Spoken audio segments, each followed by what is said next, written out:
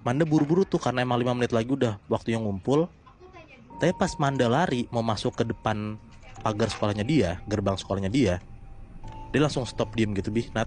Karena dia ngelihat, dia yakin banget dia ngeliat ada kayak cewek gitu pakai seragam OSIS yang mirip sama sekolahnya, lagi berdiri sendirian ngebelakangin dia tepat di pintu masuk kuburan. Nah di situ Manda mikir kayak ini anak ngapain? Apalagi Manda tuh denger kalau seniornya dia tuh udah niupin peluit gitu. Ya harusnya si cewek ini juga denger dong.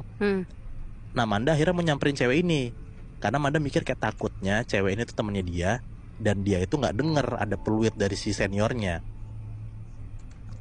Tapi ternyata Nat, pas dipanggil-panggil sama Manda, cewek ini tuh bener-bener kayak cuman berdiri diem kaku, badannya nggak gerak, dan yang gerak cuma lehernya doang, tapi lehernya kayak patah-patah gitu. Kayak nggak ada tulangnya gitu loh. Nah sintingnya lagi, Manda ngelihat kalau bagian rambut belakang dia tuh kayak kena angin sepoi-sepoi gitu kan, jadi kayak gerak-gerak dikit gitu tuh bagian belakang kepalanya dia.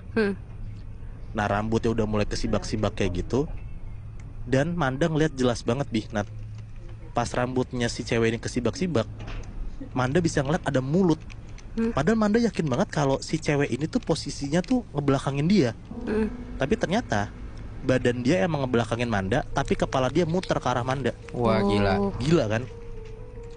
Manda tuh langsung lah tuh buru-buru cabut dari sana. Dia langsung lari masuk ke sekolahnya. Dan di dalam sekolah bener dia dibentak sama kakak kelasnya karena udah telat gitu disuruh masuk kan. Nah habis itu barulah nih momen dilemanya si Manda. Manda jadi mulai kepikiran soal acara jerit malamnya.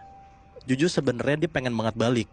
Cuman karena dia mikir kayak dia nggak tahu jalanan sana, komplek tentara nih kayak gimana, akhirnya ya mau nggak mau Manda harus ngeberesin semua acara sampai selesai lah.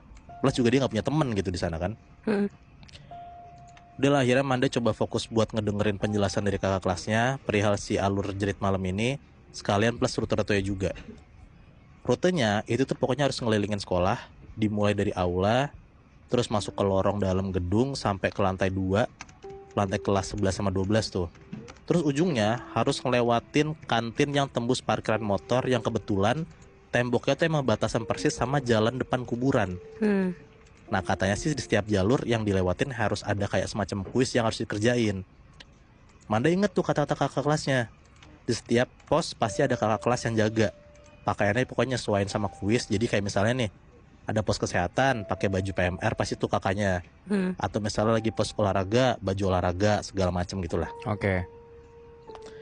Intinya kata kakak OSISnya jangan sampai keluar jalur, karena siapapun yang keluar jalur itu udah bukan tanggung jawab panitia lagi.